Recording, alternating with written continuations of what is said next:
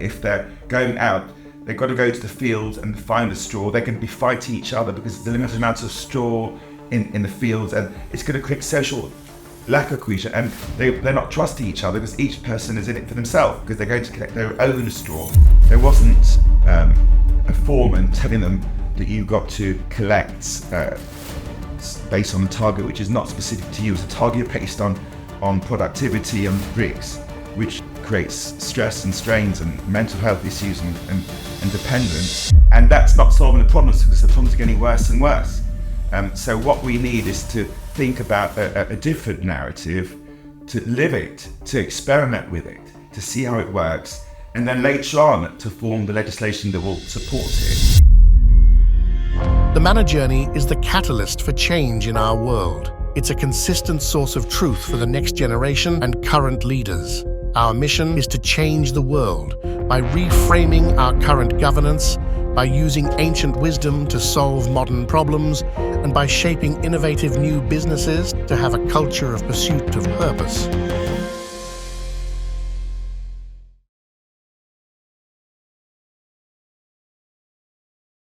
So the story of the manna commences after the Israelites have left Egypt. They've crossed the Red Sea. Yep.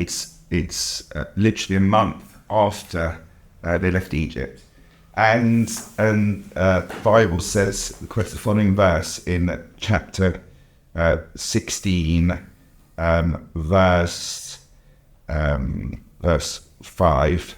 Let the people go out and gather enough for each day. I will test them to see whether they will follow my law or not. So the key expression is enough for each day. Point 1, Devar Yom V'Yomer, enough for each day. And the second point is on the sixth day, which is the following verse 5, they will have to prepare what they bring in. It will be twice as much as they gather on all other days. So what is happening is the Israelites are struggling. They haven't got food. They're starving. And they've just come out of Egypt, where they did have food when they were in Egypt, and they're starving. And God says, no, I'm going to cause it to rain food or bread from the heavens, which is going to teach them a completely different model. And the key is this Devar Yom V'Yomer, that they will have as much as they need, gather enough for each day. So Phillip, let me get this straight then. So they've been in Egypt, they were slaves in Egypt, they were making bricks, only making bricks, that's all they ever did. So they've now left, we've all heard about the part of the Red Sea. And they're now 1 month into their time in the wilderness. And God has said, so obviously they're pretty unhappy, there's not much food going. So God has said, I will send down bread from heaven. Yes. But you have to gather only what you need on that day and double.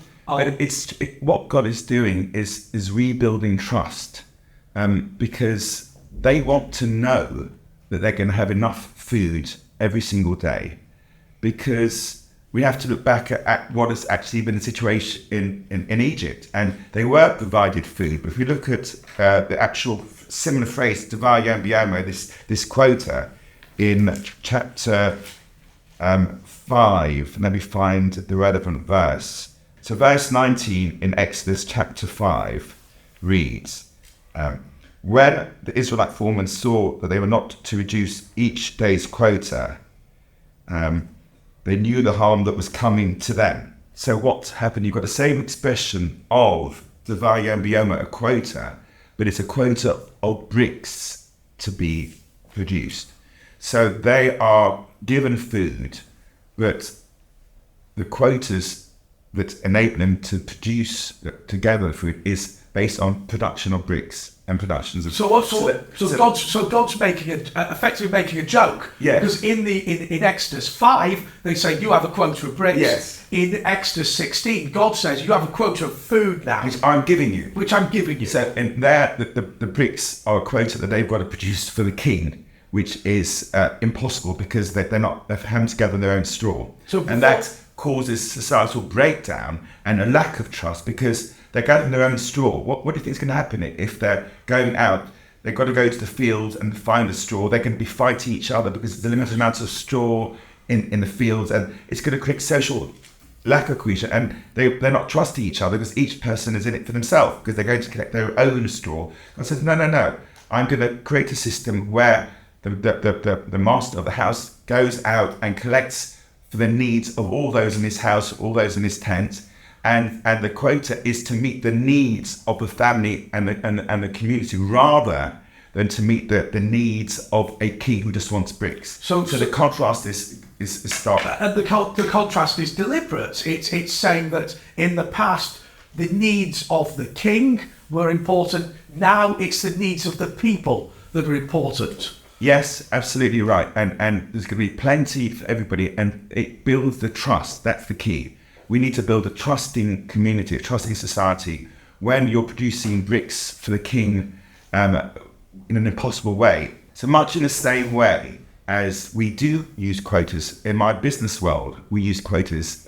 We set production targets for picking rates, and that meant that the workers had to run around irrespective of their age and just pick a pick rate. Now, an old person hasn't got the same physical capability as a young person, which means you're limiting how much food he can actually earn because he's going to pick less. So you're actually creating stress because there's no way of him earning enough to actually support his family. Whereas the model of I'm going to provide for the needs of the family is actually saying, no, I'm going to create a society where everybody's needs are going to be met, where you can trust each other because the master of the household will be able to gather enough food, enough to meet the needs of every single one. And therefore, you're creating social cohesion, you're creating and building a society where you trust each other and you don't distrust each other. And the manna from heaven, there's enough of it as well, so there's enough to go around. So when you are gathering, yes, you're working, but actually you're working for yourself and for your family and for your community, rather than just working for a pharaoh. Correct. You're working to build local relationship with the local community. You're not working for a distant king that you're not seeing, who is not interested in yourself or in the environment. Now, for me, the bread of heaven, I thought of it in a different way to the way it actually is in Exodus 16. When I was a kid, I thought literally bread rained from heaven, but manna does still need to be processed, doesn't it? Yes. It's not just a giveaway. You still have to work. No, correct. This is all about perception. That it was something esoteric. It wasn't. It was a form of grain that needed to be processed, that needed to be grinded and baked and cooked. And therefore, God is helping them to build a real life economy. They're not planting, it's all shorter. You're not planting and 6 months later harvesting. That process didn't happen. But the actual, once you collect these, you've got the same processing required. And therefore you are starting to work in a way which enables you to work for the benefits of the family and the community. Because of course the difference between the bread of heaven, as I would imagine it, or manna from heaven, is that once you've got the manna, you've collected what you need, perfect, then what you all need to do is work together in order to process it. Otherwise nobody's going to get the food that they need. Yeah, the whole model is about ensuring that everybody's needs are met, including that the poor person, which we see later on, or the widow, they will also be provided not with food, but with employment. So the corner of the field is left, and it's actually left to be harvested. So we're starting, and in this case, there was no harvesting in the case of the manna, but we are talking about employment. We had to process it. So we are talking about providing people's needs, which includes employment, including food and clothing. So we're starting to see a trusting community built on the basis of providing everybody with their needs, which can lead to a completely different narrative of society. And I suppose the interesting thing is that whilst the Israelites were slaves in Egypt, they did get some interesting food, and they kind of complained initially about the manna from heaven because they said it was a bit boring, we eat the same thing every day. But slowly but surely, it did build community by getting everyone to work together. Absolutely right, because there wasn't a foreman telling them that you got to produce, collect based on a target which is not specific to you. It's a target based on productivity and bricks, which creates stress and strains and mental health issues and dependence. You've got an ability to collect what you need for your family every single day, which is a completely relationship building model, which is very exciting. So, the Israelites are in Egypt. Yes, they are slaves, but they've got certain amounts of food. They've come out of Egypt and they're in the wilderness. It must seem a bit strange to them that their society is being completely changed. In the same way that I think it will be scary to some people, the idea of changing our society today, but it still is freedom. Absolutely right. You can see at the beginning of the narrative, they remember, and they do it several times, they remember what it was like in Egypt, because they've been living in that environment for a long time, and to change the mindset requires time. And the same way as we think, 1 minute, how can I create a system where everybody's needs are met every single day? And that's so strange. But it was strange to them, but it's a question of thinking it through. And by the way, at this stage, they haven't even been given the law yet. So they're being taught the lesson of the model of a caring society pragmatically by actually doing it. I think the same thing needs to happen to us. We need to start to experiment with a different model. But it sounds strange to us, but eventually we start to realize it's actually doable. So God is saying that the first thing you need to do is change society. Yes. Because that's Exodus 16, but Yes. Exodus 20 is when he gives the law. So he says, even before you do anything Yes. else, and that just feels, Philip, like today,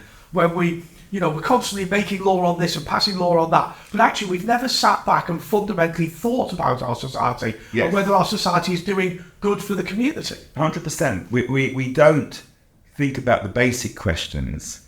We just build on a system of complexity that no one understands. And that's not solving the problems, because the problems are getting worse and worse. So what we need is to think about a different narrative, to live it, to experiment with it, to see how it works, and then later on to form the legislation that will support it. But we have to actually live and breathe it, and to see there's another way of living which doesn't involve the mental health issues, the stress, the pain and the suffering that we're currently living through. And there's a real alternative that can actually happen. And then once you've actually lived it and seen it, then effectively the idea will spread, and it will become the new norm. Yeah, I just feel like the Manna Journey platform is a good way of starting that process of people understanding and educating people about how society can be different. This idea of having wisdom from the Bible, innovation in business, which you're actually doing, and then of course governance with some ideas of how society can change. Absolutely. If we look at the story, it's written in very simple terms. You will get the food that you need. Everybody will collect what they need for their household. They'll measure it with a measuring device. It's not complex numbers that no one understands, GDP or profit. It's food. It's quantities that are needs. It's very simple language, and that's what we need to do. We need to follow this model and use very simple language to explain these ideas. And that's it will engage people, and the Manna platform is perfectly designed for achieving that end. Because people don't understand that the Israelites were not starving in Egypt. They were slaves. Yes. who were bought off by consumerism in the same way that I think we are being bought off by consumerism today. Not that there's anything wrong with buying a new phone or buying a new car. No. But if that's all you have in your life, then really you are a slave to the system. Absolutely right. Absolutely right. And we have to see and live another way. And then you start to make it happen and perpetuate it. But you start with a practical experience. So there are three things, aren't there? There's studying the Bible, there's the businesses, and then there's the governance. Why don't you just talk us through how each of those works and how they're coming together in trying to build a new society? So we started by telling the story, looking at the actual text, and started to interpret what does this mean in the real world. And that is to get the principles. Principle number one, meet everybody's needs every single day, for example. And then you start saying, okay, we've got businesses that are startups that are able to look after the needs of lots of people. How would you run those businesses so that they meet the needs of lots and lots of people every single day, and therefore meet the needs of the planet? So that takes the wisdom from the Bible and translates it into the world of innovation, the world of business. You then look at how are we going to govern, how will the state run, how will law form in order to support the wisdom being applied to the innovation, and that looks at the governance side of the platform, which will also evolve over time. So the platform and the 3 pillars will bring this wisdom to life in both the world of governance and the world of innovation and business.